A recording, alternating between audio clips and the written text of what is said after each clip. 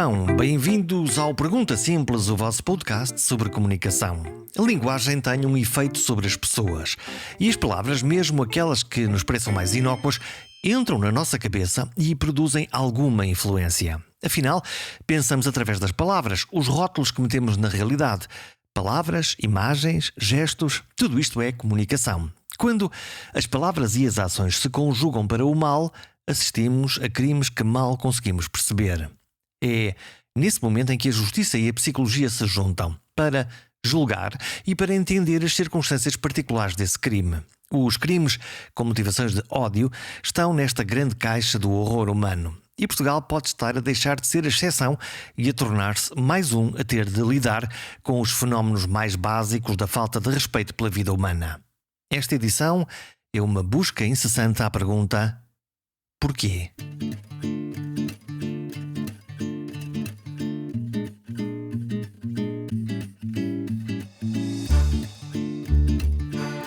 As notícias dos últimos dias ainda me ecoam na cabeça. A primeira informa que um jovem menor do Porto terá sido, alegadamente, o mandante de um crime no outro lado do Atlântico, no Brasil. Uma rapariga de 17 anos morreu em São Paulo. E há ainda mais 5 casos em investigação na sua forma tentada. O traço comum nestes casos é que foi usada uma rede social para espalhar propaganda nazi com forte componente de ódio, com um apelo ao recurso a massacres violentos, tal como são vistos em miúdo nos Estados Unidos. Nos últimos dias, aconteceram mais 2 casos de violência em Portugal contra pessoas vulneráveis e imigrantes. O mesmo padrão: o ódio, a violência, a ausência de empatia e humanidade. Quando este tipo de caso é investigado e chega a tribunal, entram em cena os psicólogos forenses. Cabe-lhes tentar explicar o que está dentro da cabeça destas pessoas, porque fizeram o que fizeram e para que é que o fizeram. Carlos Alberto Poiares é jurista e licenciado em Direito e doutor em Psicologia. Ele junta os saberes da lei da psicologia e estuda os fenómenos da exclusão social e da delinquência juvenil. Foi em busca dos porquês, a começar pelo caso do jovem do Porto. Trata-se daqueles fenómenos que, felizmente, no nosso país não estamos habituados a ver. São mais notícias que vêm dos Estados Unidos ou de outros pontos que achamos sempre muito distantes do nosso, mas de vez em quando isto também nos cai dentro de casa. E este é um exemplo, em primeiro lugar, do que é a capacidade organizativa de uma pessoa muito jovem, utilizando as tecnologias, que têm, como todas, vantagens e inconvenientes. Aqui é o uso da tecnologia para criar uma parceria, para se afirmar também, porque há sempre um desejo de reconhecimento social quando estes casos aparecem com o nome e assinatura, ainda por cima quando se prevê a transmissão em direto, que paga, ainda para mais, como forma de divulgar os seus feitos esses que, tendo sido segurado o segundo, que era o assassínio de um sem-abrigo, de uma pessoa muito vulnerável, o que ainda agrava mais a responsabilidade, mas já tinha sido usado e levou à morte de uma rapariga. Portanto, nós estamos aqui a assistir a um panorama incomum em Portugal, infelizmente já vulgarizado noutras paragens, que tem uma base de crime de ódio subjacente. Repare quando isto passa de uma situação de uma rapariga, eu não sei quais seriam alguns aspectos específicos que houvesse ou não dessa rapariga, mas agora estamos a falar de um crime contra uma pessoa extremamente fragilizada, sem condições de defesa, vivendo em condições de miséria. E no fundo era o grande gáudio, era conseguir matar com requintes de crueldade. Ou seja, matar já é muito mau, mas aqui ainda fazendo a crescer fatores que reforçassem a dureza dos atos criminais. Da minha percepção é um fenómeno de violência gratuita, porque estas pessoas não se conhecem, portanto não há em princípio um móvel, uma vontade, Há uma motivação que é doentia. Nós estamos a falar de situações em que as pessoas têm necessariamente que estar doentes. Há aqui um problema porque quando nós falamos de saúde e a dividimos em saúde física e saúde mental e ligamos muito pouco à saúde mental, normalmente, nós esquecemos que grande parte dos atos, quer criminais, quer meramente exageradamente transgressivos, incivilidades, etc., que representam o adoecimento social. Porque a saúde também interessa no plano social. Não estou fora da saúde pública, estou fora da saúde da comunidade, que é também o aspecto de saúde das normatividades. E é isto que falha.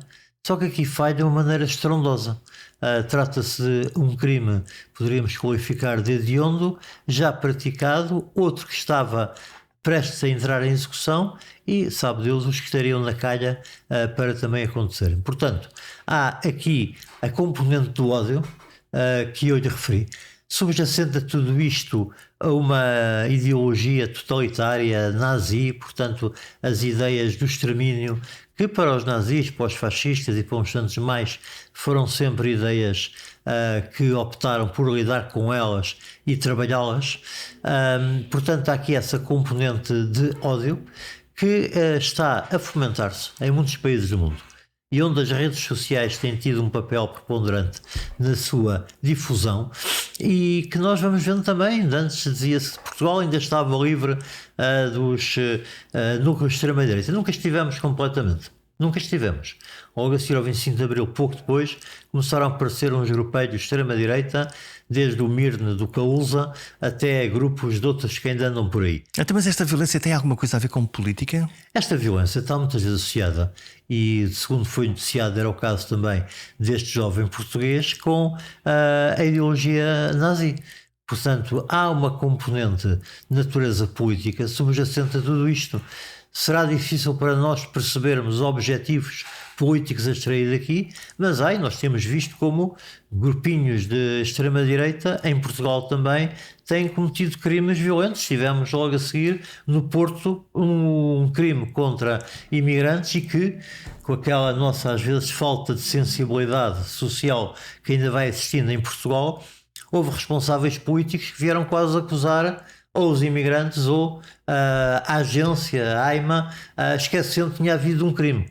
Por muito mal que funcionem as instituições, por muito mal que a AIMA funcione, e não estou a dizer que funciona, deixa funcionar, não tenho informação sobre isso, mas é de uma irresponsabilidade tremenda, irresponsabilidade política e social, políticos no ativo virem para a televisão e em conferências de imprensa dizer a AIMA é que funciona mal. Quer dizer, as vítimas aqui parece que já não têm interesse. Há que tirar dividendos políticos atacando uma instituição.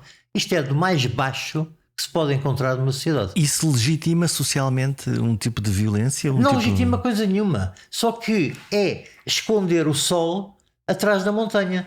Ou seja, deixamos ao lado a violência que foi aquele crime, não falamos muito da irresponsabilidade de quem o cometeu, mas vamos acusar uma instituição. O problema daquele crime não é porque há imigrantes. E esse é um outro debate, e os imigrantes fazem-nos muita falta, mas não é porque há imigrantes. Aquilo que se passou no crime foi um grupo bárbaro que decidiu atacar, espancar uma série de pessoas. Podiam ser imigrantes, podia ser o doutor ou podia ser eu, mas que decidiram fazer aquilo, e nós não podemos passar ao lado disto. Não é deslocando a responsabilidade para uma agência que funciona bem ou funciona mal, para mim não está em causa neste momento, mas é desviar o assunto. Em vez de se querer responsabilizar aquilo que são os energúmenos que terão alegadamente cometido aquele atentado e que provocaram aqueles efeitos todos, vamos tapar o sol com a peneira e remeter isto para outra esfera. Com aquela ideia de que a culpa é sempre do outro, é sempre do estrangeiro. A culpa é sempre do outro. E repare que este comportamento, e não estou a falar apenas do Presidente da Câmara do Porto, estou a falar de, não assistia à conferência de imprensa, não assistia, ouvi apenas via rádio, não é disso que estou apenas a falar, também, mas não apenas. É depois toda uma quase justificação que é feita, como se fosse importante neste caso que exista uma agência que funciona assim ao assado. Isto é quase o mesmo que de parar o carro num estacionamento proibido e se legitimar quem venha atrás de com o martelo e escavar com o carro todo. Quer dizer, nós estamos muitas vezes a confundir as coisas. Isto politicamente pode dar dividendos, eu não digo que não. Também não está provado que os dê, mas a verdade é que isto constitui uma forma de escamotear o que é a base do problema. E a base do problema divide-se em crimes de ódio, em racismo profundo e em xenofobia. É isto, por exemplo, o Grupo de Porto revelou. No caso do rapaz, as notícias que eu li é que ele estaria imbuído das ideias neofascistas, nazis, etc. Estou a referir apenas àquilo que li na imprensa, mas com substrato ou não de natureza político-ideológica, nós estamos, num caso e noutro, perante situações gravíssimas de crimes. E lá está, aqui a comunicação, este é um podcast sobre comunicação, está a jogar um papel-chave também, porque há uma maneira, agora muito facilitada através da internet, através das redes sociais, há uma maneira de contágio, de passagem dessa propaganda que depois acaba nestes crimes. Sabe que a internet, o Facebook, as redes sociais todas transformaram cada cidadão num jornalista. E cada cidadão sente-se no direito de escrever as mentiras que entender. Quando há campanhas eleitorais, nós vemos como se reforça o índice de mentira. Isso não é bem jornalismo, nas redes não é? sociais, mas isto não é jornalismo. Isto é o sentido de propor-os, e foi por aí que eu comecei. As redes sociais fizeram de cada indivíduo, aspas, um jornalista. Com o destilar de todos os ódios, de todas as frustrações para a internet. E o pior é que há sempre pessoas que leem e que acreditam. No campo da comunicação social, há que pensar muito e refletir muito sobre a comunicação, a política e sobre a comunicação e a justiça. Sobretudo quando nós vivemos numa sociedade, eu estou a falar de Portugal, mas não apenas, já vimos isto em Espanha, em França, em vários outros pontos da Europa, nós vivemos numa sociedade onde política e justiça se estão a confundir cada vez mais. E onde a justiça se converteu num ator do processo político. E nós já vimos isso muitas vezes, desde a chamada Guerra Suja contra a ETA em Espanha, até ao caso, por exemplo, em França, o juiz Baltasar Garzón, que na altura apareceu... O Baltasar Garzón também, que se transformou primeiro em vedeta, como juiz e depois como vedeta de televisão. O Sérgio Moro, que depois foi para o governo, depois de pôr na cadeia o principal opositor, foi para o governo do tipo que ajudou a chegar ao Planalto. Então, mas o professor é um especialista em justiça.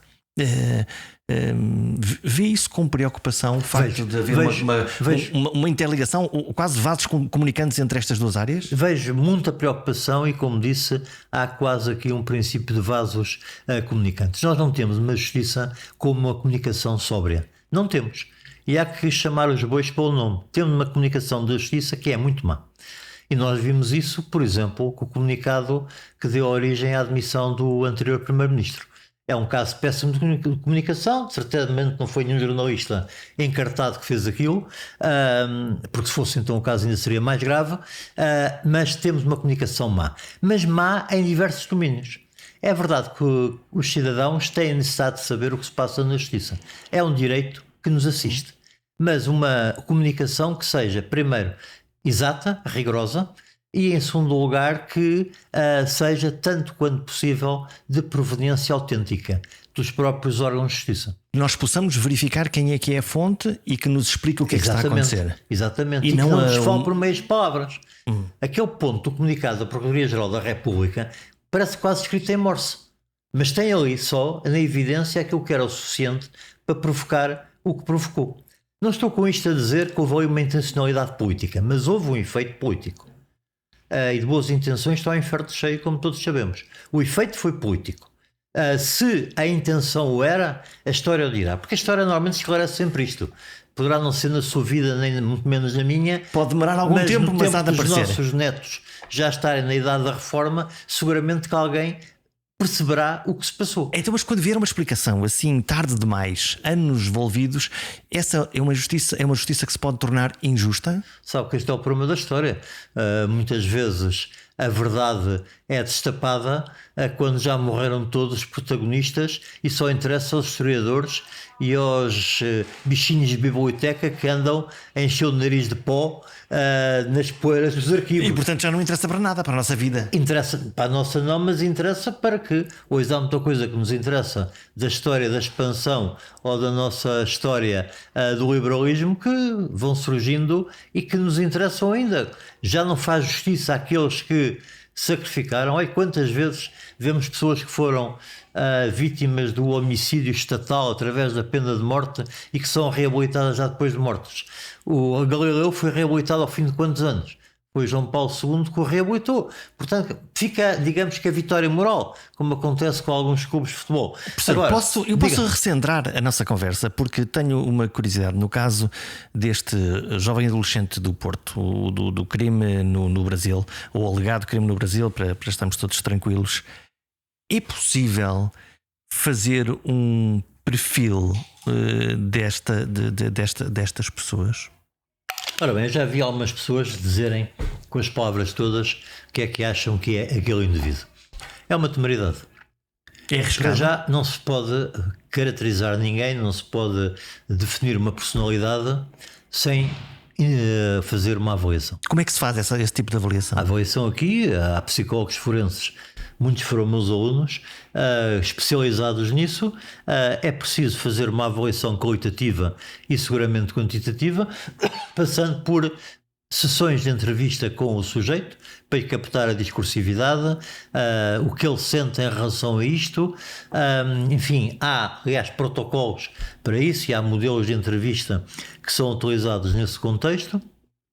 E provavelmente, eu diria seguramente, uma avaliação psicométrica para confirmar ou infirmar as suspeitas que ficarem na cabeça dos psicólogos depois de organizarem as entrevistas com este sujeito. O psicométrico é quê? Uma máquina da verdade, por exemplo? Não. São testes? Não há máquinas da verdade. Por isso eu estava a tentar perceber se havia reações fisiológicas. Testes.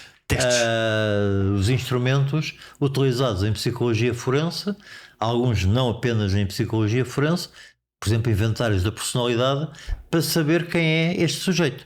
Porque o problema da avaliação psicológica é, sobretudo, perceber quem é este indivíduo. E quando estamos num caso criminal com esta gravidade, claro que para que a justiça seja justa e realize a sua função, é necessário saber-se o quem deste caso, daquele jovem, etc.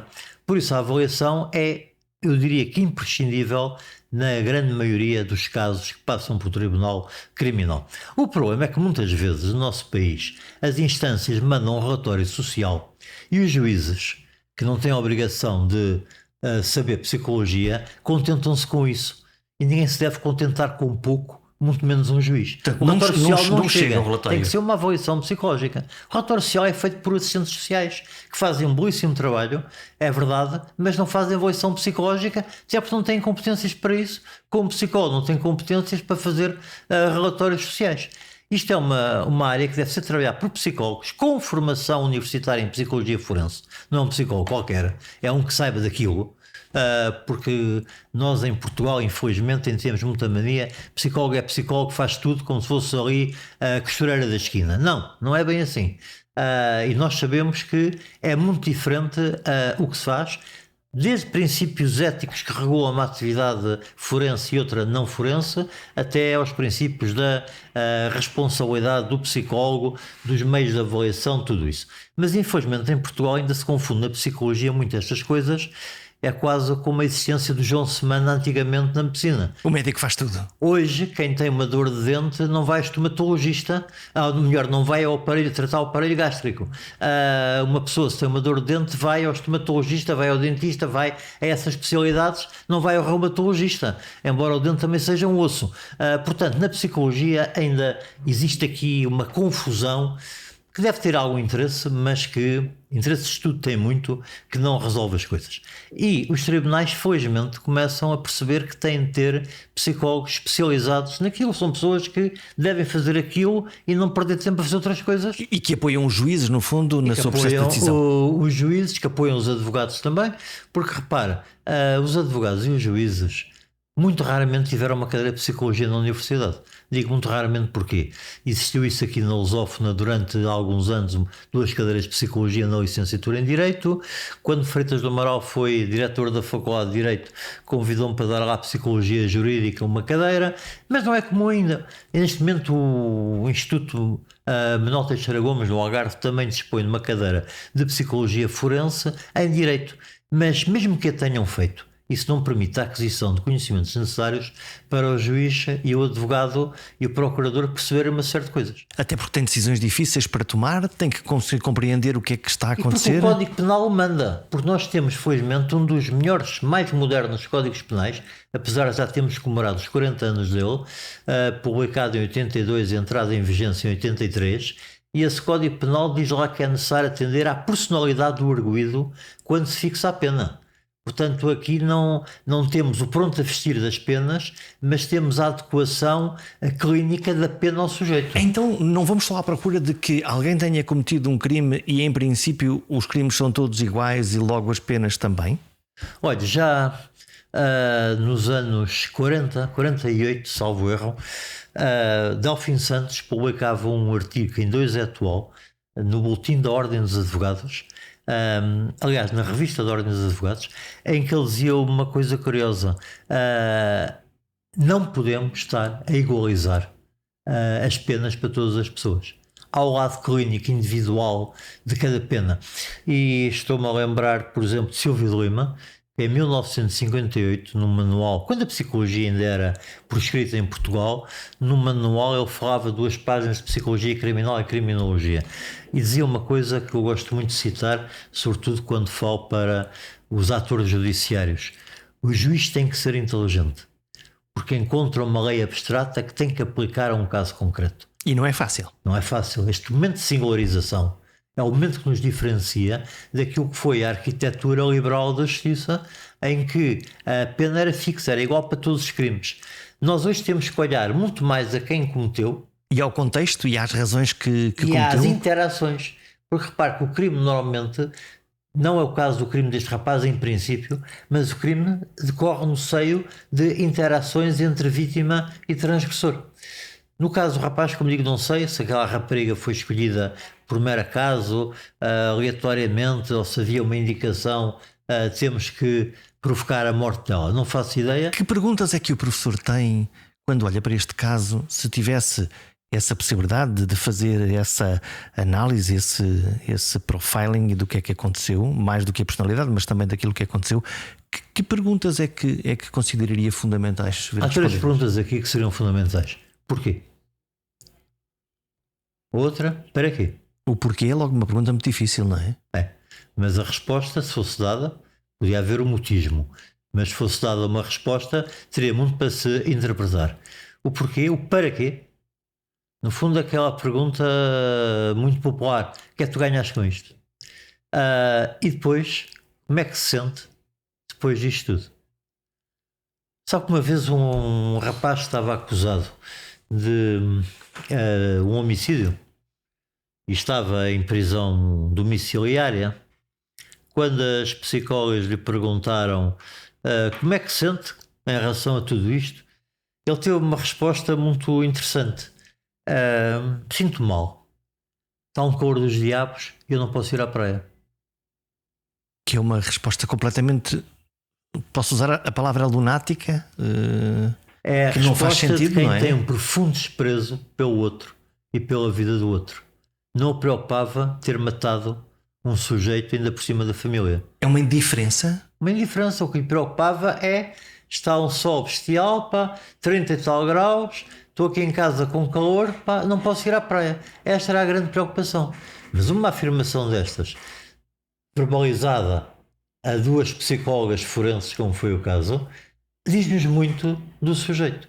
Portanto, há aqui, não estou a dizer as perguntas que deveriam ser feitas, há aqui 3 perguntas que deveriam estar incluídas, que eu gostaria imenso de ter uma resposta: o porquê, o para quê, a para quê e como é que se sente agora.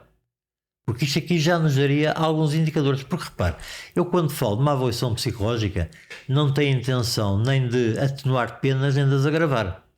A psicologia é uma ciência. Tentar Não perceber o que é que aconteceu. no fundo. Exatamente, é o problema da compreensão. Porque a psicologia forense serve para compreender e depois poder explicar o que esteve por trás. Eu digo às vezes aos meus alunos de psicologia e particularmente agora aos de criminologia, a avaliação não é parcial. É uma ciência, tem um método rigoroso e é uma ciência como tal, é neutral naquela questão. Tem que dar respostas sobre aquilo que é o sujeito, a sua personalidade e como é que isto os comportamentos que ele assumiu encaixam nesse lastro da personalidade. Porque a psicologia forense não nasceu nem para crucificar ninguém, nem para coitadificar. E não acaba por fazer isso de alguma maneira?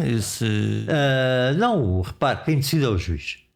O juiz está no seu direito de aceitar ou não aceitar aquilo que sejam as informações enviadas pelos técnicos.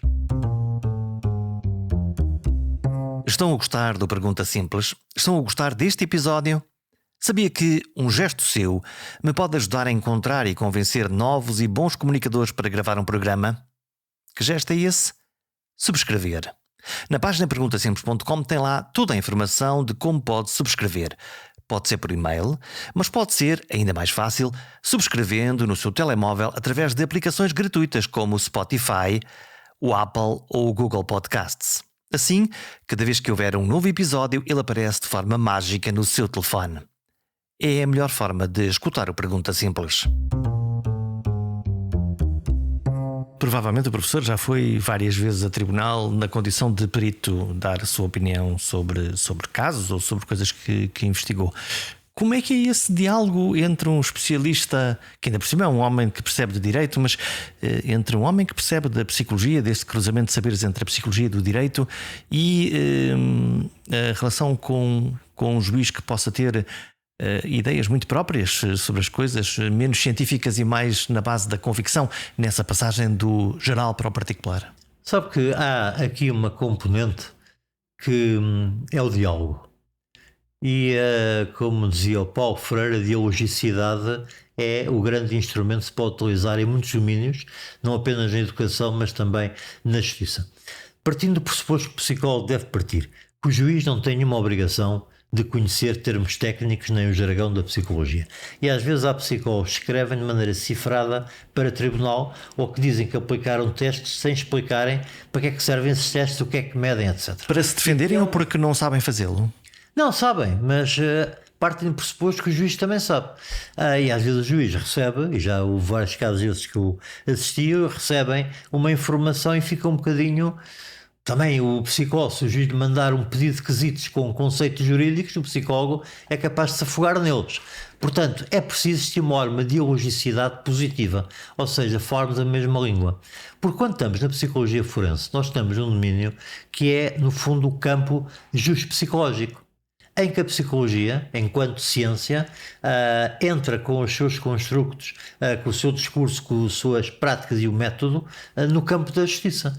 Obviamente, como psicólogo forense, tem necessidade de saber alguma coisa de direito. Não o direito se ensina aos juristas, isso é um outro erro da nossa academia. Às vezes achamos que uma cadeira de direito em economia tem que ser igual ao que se estuda em direito. Não, não tem. É um erro, é um disparate.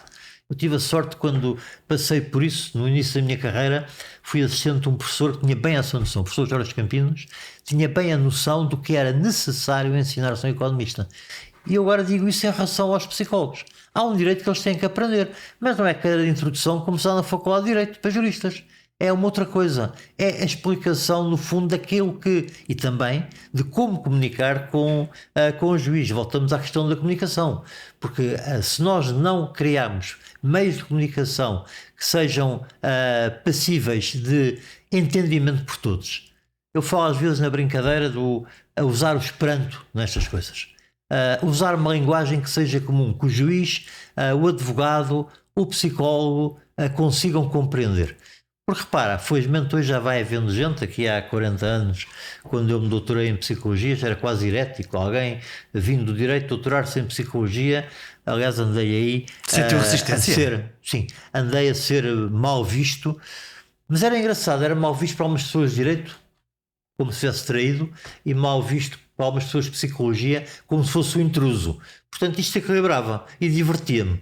E eu sempre gostei de tirar partido destas coisas. Portanto, tinha uma função que era de tradução simultânea do direito para a psicologia e da psicologia para o direito. Eu doutorei-me para dar aulas. O que tenho feito a mais, olha, como estou aqui a fazer consigo, foi decorrência da vida. Não procurei, mas essencialmente para dar aulas, para fazer estudos sobre a psicologia forense, que é isso que me interessa. Eu não me meto nas áreas da psicologia dos outros, não sei, não quero aprender mais, o que seja já me chega.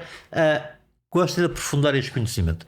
Eu faço parte de uma organização internacional, da qual até sou vice-presidente, que é a Associação Ibero-Americana de Psicologia Jurídica, que junta neste momento mais de 20 países, Portugal, Espanha, naturalmente, mas muitos países da América Central e da América do Sul.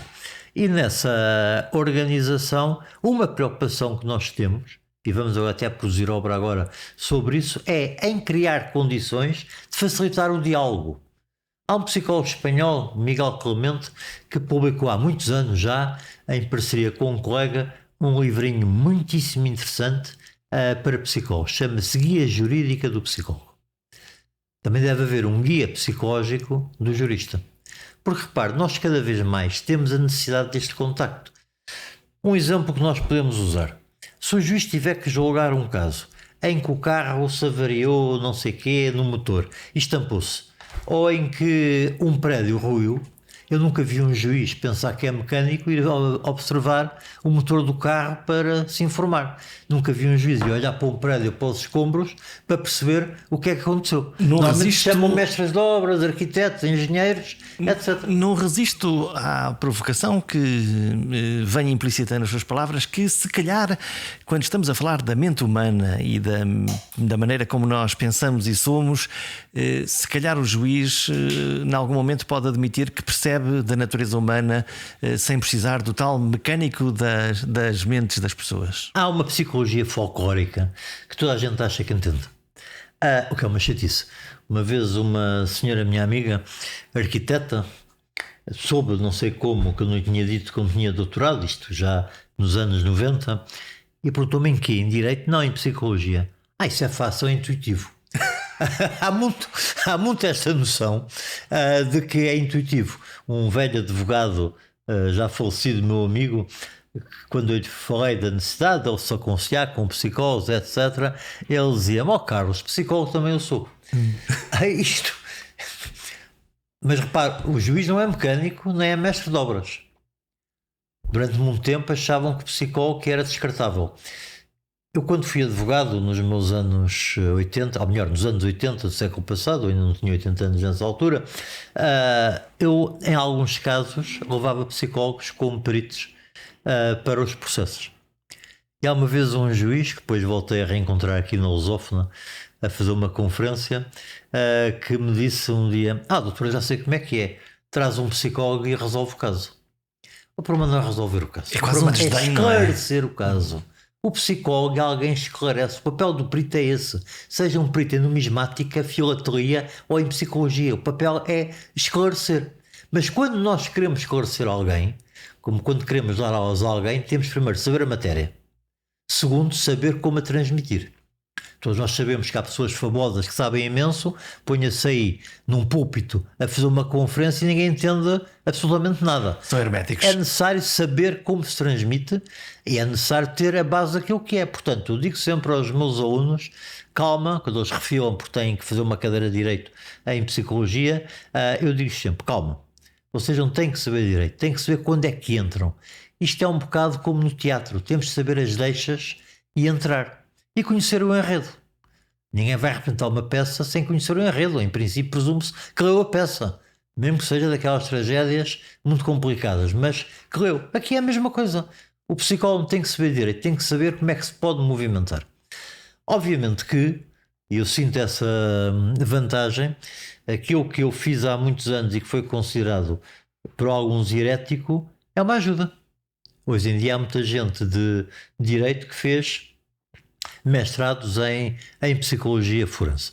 Hoje em dia é mal visto isso também. Quem só pode fazer formação superior em psicologia, quem tiver a licenciatura de base e não outra qualquer, o que é contra o espírito de Bolonha, mas pronto. Mas felizmente ainda há quem faça isso hoje em dia. E juntar conhecimento jurídico com conhecimento psicológico ou conhecimento criminológico, claro que é absolutamente útil para uma série de questões, sobretudo para trabalhar no meio dos tribunais. Eu, quando me doutorei, a minha intenção de me doutorar já era docente universitário. E uma das intenções, obviamente, que era continuar a minha carreira, mas na área que eu gosto, em vez de estar a dar aulas de direito empresarial, que não era propriamente uma coisa que eu tivesse uma paixão forte. Depois percebi, de facto, que uma coisa muito útil é para conversar simultaneamente com juristas e com psicólogos. É este cruzamento que se estabelece. Então, e como é que no mundo atual, onde nós estamos cada vez mais em busca da hiperespecialização, daquela pessoa que é super especialista numa determinada área, onde é que fica a holística dos saberes? Exatamente essa capacidade de juntar os saberes, fazer essa tradução simultânea entre universos que estão diferentes para melhorar, no fundo, o nosso processo de decisão. Sabe, quando nós falamos de pessoas e falamos das suas personalidades, dos seus comportamentos, ou seja, as condutas, as atitudes que tomam em cada momento, nós estamos a convocar uma série de saberes. Por um lado temos as normatividades, se alguém viola uma norma, temos o problema do direito. Mas depois temos o quadro explicativo, que se desenvolveu muito, como sabe, entre os finais do século XIX e princípios do século XX, no positivismo. Desenvolveu-se exageradamente e houve uma altura em que os psiquiatras faziam de juízes, praticamente os juízes limitavam-se a subscrever nas sentenças aquilo que eles tinham dito. Também parece muito estranho, não é? Muito estranho, e também teve efeitos super perversos. Ainda conheci alguns desse tempo que tinham sido internados compulsivamente no Miguel Bombarda, e que eu conheci, como disse, alguns deles que lá estavam em stand-by e até a morrer praticamente. Mas há... Mas não deviam ter ficado lá? Em alguns casos sim, noutros não. Repare, estou-lhe a falar de coisas que aconteceram nos anos 20, 30, 40, 50, pessoas que eram doentes ou que seriam doentes quando ainda não havia meios de tratamento, porque os tratamentos químicos desenvolveram-se principalmente a partir dos anos 50. E portanto puseram-se estas pessoas quase em asilos. Já era melhor que estar na prisão. Quando a gente se confronta com a história da loucura e com a história da justiça, e o Michel Foucault é exímio a trabalhar esses objetos. Verificamos como se punham loucos agarrados àquelas argolas de segurar o burro ou o escravo numa prisão com grietas nos pés, quando fossem criminosos. Em alguns casos tinham cometido crimes, mas eram acima de tudo doentes. Foi Esquirol, foi Pinel, que a eles devemos alguma alteração nessa forma de tratar esses doentes. Mas falamos de doentes. E quando nós estamos a falar de... Esse tema interessa-me, que é quando alguém comete um crime, mas não teve consciência dele, ou foi porque teve um surto psicótico, ou o que for, essa pessoa, a responsabilização dessa pessoa em função da sua doença e do seu contexto pode ilibá-lo da pena? Normalmente não. Há casos em que sim, mas os casos de inimputabilidade são exíguos em qualquer comunidade atual. Já deixámos a fase do positivismo, que tudo era doença, tudo era internado. Hoje sabemos que há crimes por estilo de vida, crimes por opção deliberada consciente. A lei exige que, para que um ato seja crime, resulte de uma escolha voluntária, consciente, livre de um indivíduo. Mas aí o papel dos psiquiatras e o papel dos psicólogos é essencialmente o de avaliar, de realizar os exames e as perícias necessários e remeter o informe para o tribunal. Bom, quem decide se é imputável ou inimputável, se há uma imputabilidade diminuída, é o juiz. A decisão é judicial. E hoje já não se assiste àquilo que sucedia durante o positivismo, que era o juiz... em grande parte dos casos, subscrever na íntegra o que era dito pelos especialistas. Portanto, ratificava no fundo aquilo que o pensador pensava. Era isso. Aliás, se formos ver, eu fiz lá algum trabalho de investigação no Miguel Bombarda, nos arquivos de Miguel Bombarda, e neste momento esse trabalho continua aqui na lusófona, na criminologia, e era uma coisa que roçava um absurdo. As pessoas que até às vezes por crimes que nós diríamos quase bagatelas penais, quase, iam parar ao Miguel Bombarda e estavam lá a desafio.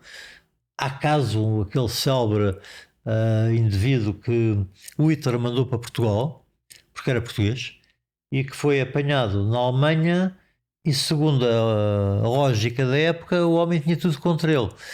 Era bailarino num cabaré, era homossexual. Isto bastou para lhe colassem o rótulo de comunista, eventualmente com ascendência judaica, e mandaram-no para Portugal. E quando ele chega a Portugal, quem o recebe é a PVDE, a Polícia de Vigilância e Defesa do Estado, portanto, Antiga a Polícia PIDE. Política, a antiga PIDE. E o que é que se faz a este homem? Mandou-se para o Miguel Bombarda. Eu conheci-o nos anos 80, repare, 40 anos depois, anos 80 não, anos 70 e poucos, ele morreu nos anos 80, quando eu ia apanhar o autocarro 33 no Campo Santana, e ele passeava, vagueava por ali de manhã, pedia cigarros, pedia dinheiro para um café, via-se que era um sujeito que saía daquilo que era mais comum ver-se entre os doentes, portanto com alguma distinção. Quando se chateava falava alemão, eu na altura tinha tido alemão, que era obrigatório no meu tempo, e sabia algumas coisas e entrava em conversa com ele. Até que ficámos amigos. Este homem esteve, foi um pintor muito interessante, ia lá quadros dele, ouvia no tempo em que o Bombarda funcionava. Este homem estava lá, esteve lá internado até à morte, e perguntamos porquê. Basicamente porque era homossexual e bailarino num cabaré. E há a resposta à pergunta ao para quê, pelo menos? E a pergunta tinha que ser feita aos dispositivos que meteram no Miguel Bombarda e aos que o conservaram lá. E uma vez dizia-me lá um médico: nós não temos de fazer isto, então onde é que mandamos? Ao fim de tanto tempo, dar-lhe a soltura, a alta, seria condená-lo a morrer em pouco tempo, provavelmente. Não tinha espaço, não tinha lugar, não tinha casa, não tinha nada. não tinha família, provavelmente. Tinha passado ali décadas. Veja que entre os anos da Segunda Guerra Mundial e o 25 de Abril distaram 20 e tal anos, o homem passou-os lá. Depois o que é que se fazia? E este foi muitas vezes o problema do positivismo. Aliás, há um trabalho notável de uma colega sua, Catarina Gomes, o Coisas de Loucos, que ela apresentou aqui na Lusófona, em que isto é um problema que ali estão e muitos ficaram no anonimato. Eu encontrei, por exemplo, no Miguel Bombarda o processo do José Júlio Costa. Se quer assim à primeira não lhe diz nada este nome, José Júlio Costa foi alegadamente o assassino do Sidónio e que foi metido também no Miguel Bombarda, de onde consta na ficha dele uma nota que diz evadido. Curiosamente, no dia 19 de outubro de 1921, o dia da carroça fantasma e dos assassínios de Machado dos Santos e do Carlos da Maia, naquele golpe que todos nós estudamos em História. Bom, estes casos, se o positivismo foi de facto um exagero, nós hoje estamos a estudá-lo. Há aqui muita coisa que tem que ser estudada e repensada. Eu tive a sorte de entrar no Miguel Bombarda quando me deixaram e conseguir colher muitíssima informação dos arquivos. Hoje em dia não podemos nunca voltar a isso, mas atenção, temos de fazer uma outra coisa, que é, e felizmente os tribunais estão abertos a isso hoje, e os juízes estão muito abertos a isso, nós temos que, e os advogados também, não tanto, mas também, nós temos que conseguir estabelecer o diálogo permanente entre justiça e psicologia. Psicologia vista como uma ciência contributiva da justiça, não é uma ciência que, como a psiquiatria do positivismo, queira controlar a justiça, mas quer cooperar. E quando falamos de cooperação, estamos aqui a falar, no fundo, do que há pouco referi, o papel de esclarecimento sobre os casos mais dramáticos da justiça criminal. Não estou a defender que haja obrigatoriamente avaliações em todos os casos, longe disso, mas muitos casos em que é necessário perceber quem é aquele sujeito e assim cumprir o que está no Código Penal quando fala da questão da culpa e sobretudo dos critérios para a definição da pena. É a minha percepção que a sociedade parece estar tensa, para dizer o mínimo, e que cada vez temos mais fenómenos que vão aparecendo aqui e ali, alguns de delinquência juvenil também, de uma maior tensão, de uma maior impaciência. Isto é o efeito do pós-pandemia? É da nossa impaciência? É de estarmos todos demasiado ligados? O que é que está a acontecer connosco? A pandemia terá aqui contribuído, terá ajudado fortemente nisto. Mas muito antes da pandemia, começou a desenvolver-se em Portugal, e estou-me a situar nos anos 70, do século passado, começou a desenvolver-se entre nós uma coisa que foi o discurso securitário. O discurso da segurança e o apelo muito àquela democracia musculada com o aumento da repressão. Nenhuma criminalidade em nenhuma parte do mundo se resolve pelo aumento da repressão. Isto é um dado adquirido. E a segurança resolve-se pela criação de outros meios de segurança, que não são todos policiais. Mas a partir dos anos 70, a justiça e a segurança entraram de forma intensa na mediatização. Começámos a ter a torto e direito programas em que se fala de crime na televisão, na rádio, nos jornais. Os jornais sempre tiveram notícias de crime, mas era uma noticiazinha. Aliás, se fosse ver as locais do Diário Notícias, do Século, que hoje tem, do Lisboa, havia aquelas notícias do tribunal. Ontem aconteceu no tribunal, às vezes eram questões mais ou menos cómicas do tribunal de polícia. Agora temos as notícias do crime enquanto ameaça, do crime enquanto uma sociedade notícias que está ameaçada. Que pretendem criar susto ou vender. Repare, um sujeito cuja relevância social presumo não seja nenhuma, o Castelo Branco passou por esta situação onde é suspeito e foi constituído arguido suspeito de um crime de violência.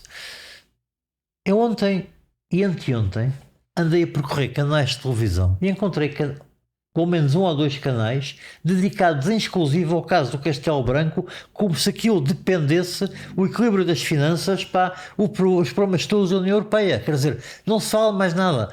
O meu amigo hoje vê nas televisões gente que provavelmente vive disto, que é pelo lado jurídico ou pelos não jurídicos falar do crime. Depois vemos o aproveitamento político disto. Nos anos 70, isto foi muito aproveitado na campanha eleitoral para as eleições intercalares de 1979, onde havia um jornal especializado nisso que se chamava Dia. Que, aliás, creio que tinha um diretor que vinha de fascismo e que era comentador de televisão no tempo de fascismo. Já não me lembro o nome dele, não interessa. São nomes que não vale a pena fixar. Depois assistimos ao incremento disto quando foi da entrada em vigor do Código Penal. E exorziu-se aí a toda a gente e tal, o Código Penal estava adequado para a nossa realidade. O país era como se o nosso país fosse uma espécie de ave rara, aquele código não podia. Bom, lá tiveram que digerir o código, mais a lei dos jovens imputáveis, mas se reparar, sobretudo em épocas políticas mais quentes, lá vem o discurso da insegurança, lá vem o discurso do crime e da generalização da vítima. Vemos isto com frequência. Lembro-me que nestas últimas eleições que nós tivemos, legislativas este ano, de repente um relatório, o RASI, e de repente um trabalho que aliás eu ajudei a construir porque orientei o pós-doutorando nesse trabalho. De repente era notícia constante da Antena 1, e se calhar das outras rádios também, mas as outras não as ouço habitualmente, trabalhando os números e dizendo que a insegurança juvenil, ou melhor, a criminalidade juvenil estava a aumentar desalmadamente. Uma manipulação? Há manipulação nisto, claro. Ou uma distorção da leitura da ciência? Uma forma de distorcer para manipular. Jogando com aquilo que é o sentimento dos mais vulneráveis, sobretudo dos idosos, que é a questão da segurança. Isto é uma forma de produzir dividendos políticos. E nós temos visto como estas campanhas, e também não têm apresentado nada de novo, mas estas campanhas desde os anos 80 vêm sendo feitas. Lembrar-se-á um exemplo deste. Um determinado partido, não interessa qual, decidiu na campanha eleitoral de 93, para essa campanha exatamente, mas uns tempos antes, porem uns outdoor no país inteiro, que dizia 35 anos de prisão para os traficantes de droga. Na altura em que a droga tinha o seu boom, era um e problema toda a sério. gente tinha um toxicodependente na família, às vezes 2 e 3. 35 anos de prisão. Discurso populista chapado. E não foi nenhum dos partidos que agora estão mais dentro do populismo em Portugal. Isto apareceu e esqueceram-se várias coisas. Primeiro, seria a maior pena prevista no Código Penal, ultrapassando o limite máximo de pena que o Código Penal prescrevia. Segundo lugar, esqueceu-se a questão da proporcionalidade. Então o homicídio onde é que ia ficar? Na altura, o Governo, ou melhor, o Ministro da Justiça, que era uma pessoa absolutamente brilhante, o Dr. Lourinho Lúcio, fez orelhas mocas a isto. Se calhar foi a coisa mais inteligente que fez, não é? Da droga, até baixou o limite mínimo da pena. Até o baixou. E explicou porquê. Agora repare, como a propósito de um problema social, e o caso da segurança é isso, e a droga também remetia para a segurança, se consegue criar um clima de instabilidade com o objetivo de ganhar votos. Já não me lembro se esse partido ganhou votos ou perdeu, espero que tenha perdido, porque estas coisas não se fazem. Mas nós vimos isso agora outra vez. De repente começou-se a falar do aumento da criminalidade constantemente, e nem sempre com uma leitura correta dos dados. Por exemplo, quando se compara com os anos da pandemia. Obviamente, durante a pandemia, a criminalidade predatória, os assaltos diminuíram. Porquê? As pessoas não andavam na rua. Ir assaltar a casa já é mais complicado. Até porque as casas estavam preenchidas com todas as pessoas da família, etc. Mas quer dizer, esta coisa que é tão simples, que entra pelos olhos dentro de qualquer pessoa, passou a ser um polo de comparação. Portanto, aumentou imenso. Fazia-me lembrar que há muitos anos um presidente da Câmara muito preocupado com as questões da segurança, e um colega seu jornalista perguntou-lhe: então, mas que se passa aqui com a taxa de homicídio? Duplicou. Então, mas o que é que aconteceu? Quantas vítimas é que houve? O ano passado mataram uma pessoa, este ano mataram duas. De facto, duplicou. Agora repara, uma coisa é dizer duplicou de 1 para 2. Outra coisa é dizer duplicou, que causa um alarme tremendo. Vamos fechar esta conversa. Como é que lida com os casos que não tem solução ou que não consegue compreender? Quando se faz militância na ciência, sabemos sempre que há casos que não têm solução e que há casos que nós nunca compreenderemos. Virão outras gerações que os compreenderão. Cabe-nos ir produzindo conhecimento para facilitar que isso aconteça. Isto passa-se nas ciências todas. Algum que lhe tenha ficado na sua memória, ou que volta e meia apareça aí na cabeça, no fundo, a lembrar que ainda falta resolver aquilo?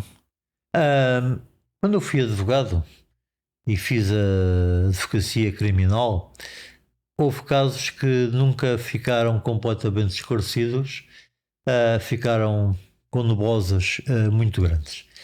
Desde que abandonei essa função, houve um caso que foi acompanhado por gente de uma equipa que eu tenho, em que eu fiquei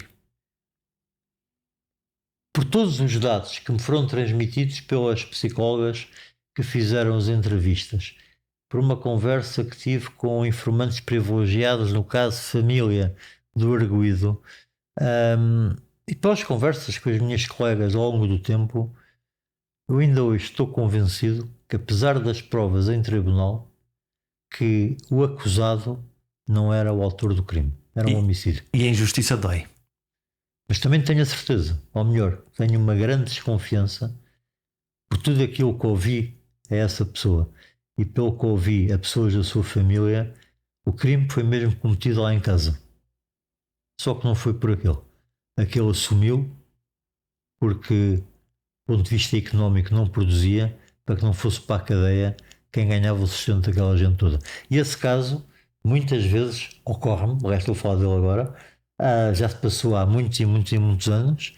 É um caso que eu levo para estudo dos meus estudantes algumas vezes, dentro dos limites todos, do sigilo e do anonimato e isso tudo.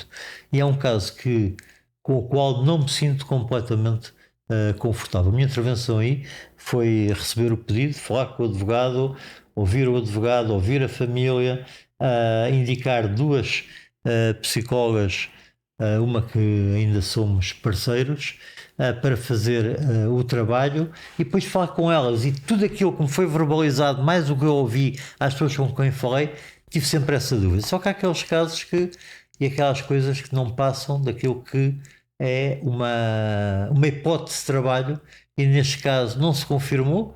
O tribunal deu o rapaz como condenado, como culpado, foi condenado, deve ter cumprido a pena, imagino eu, mas não é um caso que na minha cabeça esteja resolvido, e se tiver condições e paciência para isso, talvez um dia escreva alguma coisa sobre este caso e outros casos, porque, sabe, o tempo ensina-nos uma coisa, e quando se anda na justiça como advogado aprendemos isso. Quando aliamos ao ser advogado, eu fiz isso durante um período, o estudarmos psicologia de testemunho traz-nos outra realidade.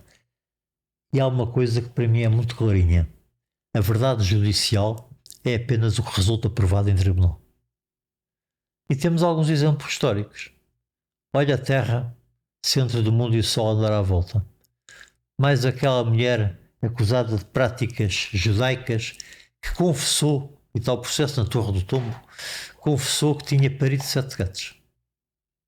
E aquele processo no princípio deste século em que um juiz dava como não provado, num quesito em ação cível, que tinha havido uma revolução em 5 de outubro de 1910 na cidade de Lisboa. Esta foi a verdade judicial. E nós sabemos que a verdade biológica, científica, a verdade histórica é exatamente ao contrário. Mas isto são aquelas cifras negras com as quais não se pode fazer nada. Ficou provado. Pronto, não houve uma revolução que a mulher pariu os gatos. Há aqui uma diferença de época. A mulher tinha parido os gatos no século XVII. O caso da revolução é muito mais absurdo, foi no século XX e o tribunal era de Lisboa. Mas cá o juiz tinha tirado férias, foi à Praia das Maçãs e não se deu conta que tinha havido uma revolução. A verdade parece cada vez mais uma construção do que um valor absoluto, que se aplica à justiça tal como a outros lugares na vida. Será que a distopia deste mundo moderno começa a provar a estranha e absurda tese de que, ao invés de termos opiniões diferentes, assumimos que temos verdades diferentes? A minha verdade é diferente da tua verdade? É neste contexto, onde florescem ideias alucinadas, que se faz o caminho da propaganda moderna. É igual à de sempre, mas agora tem canais mais rápidos e mais anárquicos, já agora mais difíceis de controlar. Bem-vindos ao vislumbre do insano caos. Ou estarei a ser muito pessimista? Até para a semana.